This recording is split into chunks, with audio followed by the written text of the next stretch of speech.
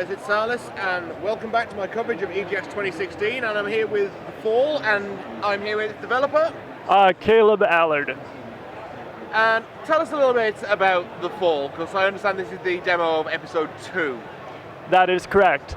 So part 1 takes place in a mysterious location.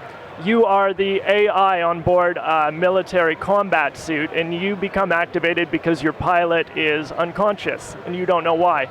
And you have to try and find help for the guy, but you have a bunch of robotic rules in place, which you have to find loopholes in order to do that. The game's basically about breaking Asimov's rules of robotics. It is absolutely about breaking rules, yeah, and we get a lot of people paralleling it to Asimov.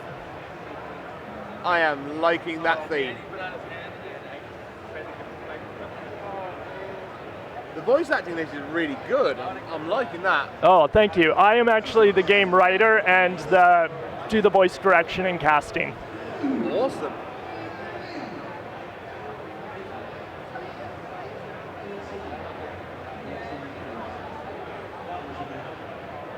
Okay.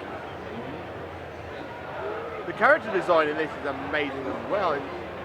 The whole combat suit with the light up face, and that is. Yeah, the game director, John Warner, he also does all of the art.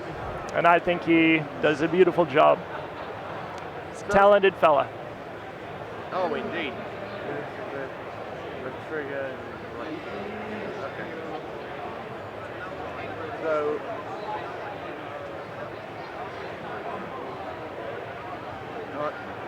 Press left trigger and use right stick to it. Okay. Ah, yes.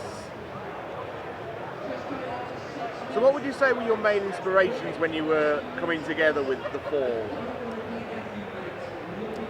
Well, John actually started from a very visceral perspective with the art that you were just looking at. He designed Arid's suit, and then he was motivated by exploring the idea of the relationship between that suit and the pilot within it that you can't see.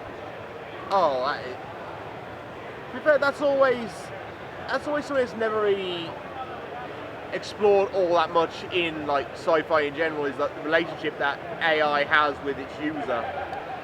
Yeah, well, in the first game, every single relationship, every character is actually AI. There are humans around, but they're all corpses. And I don't want to spoil stuff too much in part 2, but Arid's world will expand. Oh, awesome. So that's the switch you was told to press. Yeah. You're just a little close. We just got to adjust the collider on there a bit. Yeah. Because I'm having like a lot of these problems, like I cannot interact with this, even though it's saying it's in range. So highlight the hand one. They open that up, highlight over to the hand, and then it should. Is it not No, it's. I think I may have bugged it. Ah. May I give it a check here? Yeah. Take over. Yeah. We're having a moment, folks. Having a moment. Live, everybody. So there, and then A. Yep. Just highlight it, and then A should do the trick. Cheers. Just a reminder, all games shown at EGX are most likely work in progress. Yes, these kind folks are our testing audience.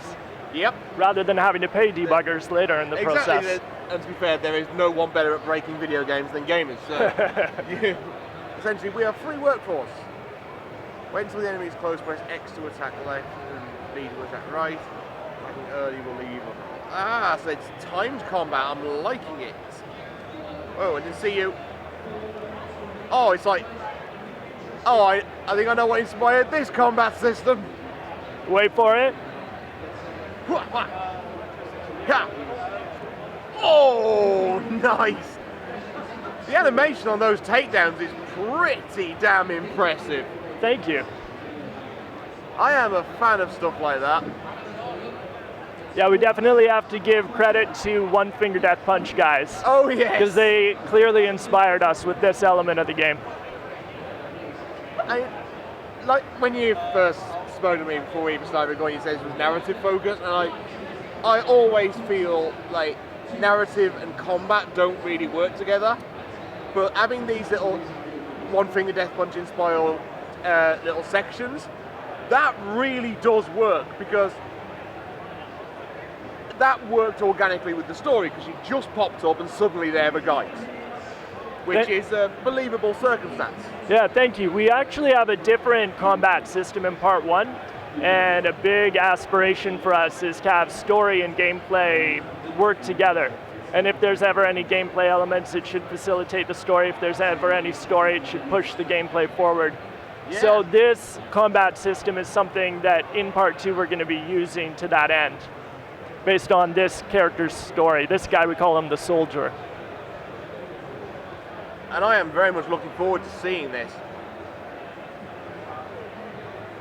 I mean, this whole idea that these nodes that you can interact with are only available once they're highlighted, that does give the game a lot of points in the exploration department, because obviously I would have never known that was there unless I was standing around shining a light on it, which is fine. Come on, let me interact with you. Nothing to do with that one right now. Just there for info. That's just there for... I can actually kind of get behind that. Sometimes it's good to have like red herrings and stuff, because yeah, it's a balance. Make it too obvious. It's a balance, especially with the demo. Yeah. In a puzzle game. So you have puzzle in there, but not make people lost for hours. Here we go. Now that is a good name for like the many. Thank you. It's a good word, isn't it, really, for stuff like that? Ha!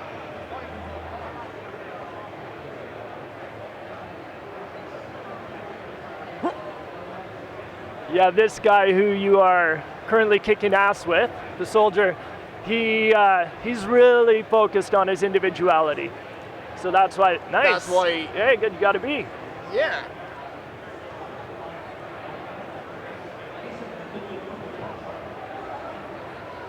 I am so loving that character. I mean, you can tell she's already gone through the entire thing, because she's... While she sounds triumphant and badass, she also seems kind of like woefully tired of this kind of thing. I'm glad you feel that way. Yeah, definitely. That is it's a hard thing to pull off, especially when you're working with like a voice like that, which is basically the voice of AI. Red enemies can block. You will need to hit them twice. Press A button. Okay. Whoop. Ha! Nice. You're pro. John Warner has just joined us here. He can say hi. Oh, hey, how's it going? I was just kind of lurking in the background. He's the director of the game. Oh, excellent. More people, more fun. More people. Let's see if we can get some others. Yeah. Maybe just some strangers walking by. B button's getting a bit sticky. It is early. We'll have to use the. Yeah. We'll give it a clean after. Yeah, it's getting a bit worn out, I think. Clearly, that's a sign of a good day, if anything. It is, yeah, right. Yeah, I was just complimenting the character design, and I was informed that you were responsible for like the whole look of this. I was indeed, yeah. I'm glad to hear you enjoyed it. Thanks very much for saying so.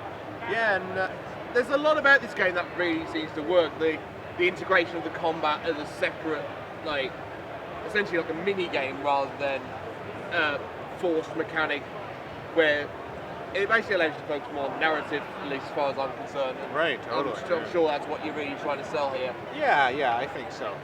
I mean, basically, if we get people solving puzzles for a few hours straight, they're gonna go numb, right? Yeah. So we need something to kind of cleanse the palate and break things up a little bit. And I can't think of anything better. I am having so much fun. Oh, great. Good to hear.